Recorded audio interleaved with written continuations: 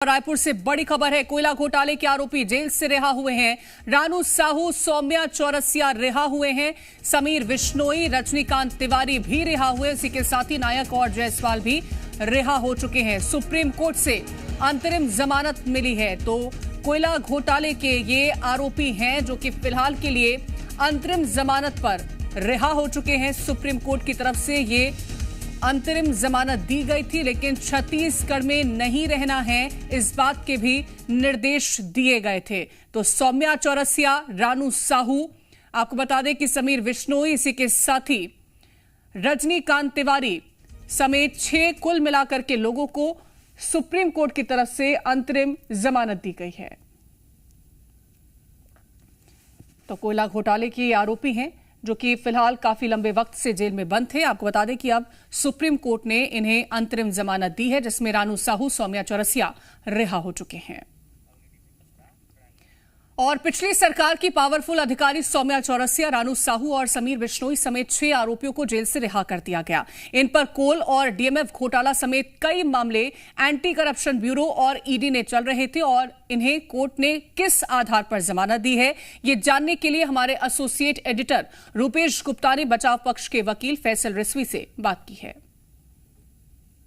कोल scam और DMF fund के scam को लेकर के सौम्या चौरसिया, रानू साहू और समीर बिश्नोई को जमानत मिली है और वो जेल से रिहा हो गए हैं। इनके साथ कुछ और लोग, 3 और लोग रिहा हुए हैं। इस वक्त हमारे साथ बचाव पक्ष के वकील फैसल रिजवी हैं, उनसे बातचीत करते हैं। अब रिहा हो गए हैं, क्या कुछ कोर्ट ने कहा है, किस ग्राउंड पर जमानत दी है और कौन कौन से मामले हैं, क्योंकि बहुत सारे मामले हैं, बड़ा कॉम्प्लिकेटेड सा मामला बन जाता है। देखिए, ईडी ने जो सबसे पहले मामला दर्ज हुआ, उसके बाद ईओडब्ल्यू ने मामला दर्ज किया था और ईडी के जो है केस में कोल में और डीएमएफ में पहले ज़मानत हो चुकी है। अभी कुछ जो आरोपियों की जो ज़मानत ईडी कोल, ईओडब्ल्यू कोल और डीएमएफ का जो ईओडब्ल्यू ने रजिस्टर्ड किया है बाद में, उसमें ज़मानत हो गई है। और जो 6 लोगों की ज़मानत हुई है उसमें से 4 लोगों को, 8 लोगों की ज़मानत हुई, उसमें से 4 लोगों को ये कहा है कि वो छत्तीसगढ़ से बाहर रहेंगे और विदिन 1 वीक कहाँ रहने वाले हैं छत्तीसगढ़ से बाहर, उसका पता जो है वो जांच एजेंसी को देंगे। ये जो परसों सुनवाई हुई थी, इसमें क्या जो जांच एजेंसी है उसने विरोध नहीं किया था, क्योंकि उनका ग्राउंड है कि जांच प्रभावित हो सकती है। बार बार वो कह रहे थे कि अगर आरोपी चूँकि हाई प्रोफाइल रहे हैं, बाहर आ जाएंगे तो जांच को प्रभावित कर सकते हैं। देखिए, वो चीज़ उन्होंने वहाँ रखी है और ये भी बताया गया साहब कि अभी भी ये कह रहे हैं कि जाँच अभी भी हमारी जारी है। अभी किसी भी प्रकरण में आरोप तक नहीं लग पाए हैं, आरोप तक तय नहीं हुए हैं। तो 3 साल में, 2.5 साल में अगर आरोप तय नहीं हुए तो कितना लगेगा। तो कानून की भी मंशा है कि जो और भी न्यायाधीशांत हैं माननीय सर्वोच्च न्यायालय की, कि कानून की मंशा नहीं है कि जब तक प्रकरण चले तब तक आरोपी जेल में रहे। तो वो उनकी प्रकरण में काफ़ी लंबा समय लगेगा। इस सब को रखते हुए, सब तो देखते हुए ऑनरेबल सुप्रीम कोर्ट ने आदेश पारित किया है। बहुत बहुत शुक्रिया हमसे बातचीत करने के लिए फैसल रिजवी, जो बता रहे थे कि लंबे समय से जेल में थे और कोर्ट ने इस ग्राउंड पर जमानत दी कि चूंकि अभी तक आरोप जो जांच चल रही है वो लगातार चल रही है और वो दलील बार बार जो जांच एजेंसियां हैं दे रही हैं, और इसी आधार पर कोर्ट ने, चूंकि लंबी जांच प्रक्रिया चल रही थी और 30 महीने के आसपास से जो आरोपी हैं वो जेल में थे, इस वजह से उस ग्राउंड पर जमानत दे दी है। हालांकि जो जमानत दी है, अंतरिम जमानत दी है, मामले की अगली सुनवाई अगस्त के महीने में होगी और इस बीच में सारी जानकारी सुप्रीम कोर्ट को देनी होगी। कैमरामैन योगेश के साथ रूपेश गुप्ता, जी मीडिया। और कोल घोटाले में जेल में बंद आरोपियों की जमानत पर कांग्रेस नेता धनेंद्र साहू ने कहा कि इससे साबित होता है कि कार्रवाई द्वेषावश की गई। वहीं बीजेपी ने धनेंद्र साहू के बयान पर पलटवार किया। ये ईडी जो है बिना जांच किए, बिना आरोप प्रमाणित हुए उनको जेल में डाल रहे हैं, तो उसके लिए ऐसी ही सजा हो गई ना। उनको वास्तविक में गलती है नहीं है, कितनी सजा होती नहीं होती, लेकिन आज अभी 2.5 साल तक का सजा काट चुके हो लोग। इससे बड़ी और क्या सजा होगी कि बिना आरोप प्रमाणित हुए, बिना आप लोगों को जेल में बंद कर दिए हैं। तो ये निश्चित तौर पर बदले की भावना से कार्रवाई करा रहे हैं लोग, डर और भय पैदा कर दिए हैं। सौम्या जी के ऊपर भी आरोप लगाए गए, सरकार के लोग आरोप लगाए, दूसरे अधिकारियों ने आरोप लगाए।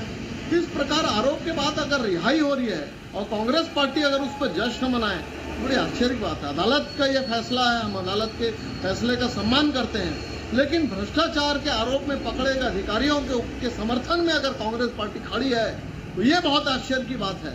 यानी भ्रष्टाचार के अधिकारियों का कांग्रेस का साथ है। और ज्यादा जानकारी लेंगे, हमारे साथ एसोसिएट एडिटर रूपेश गुप्ता जुड़ गए हैं।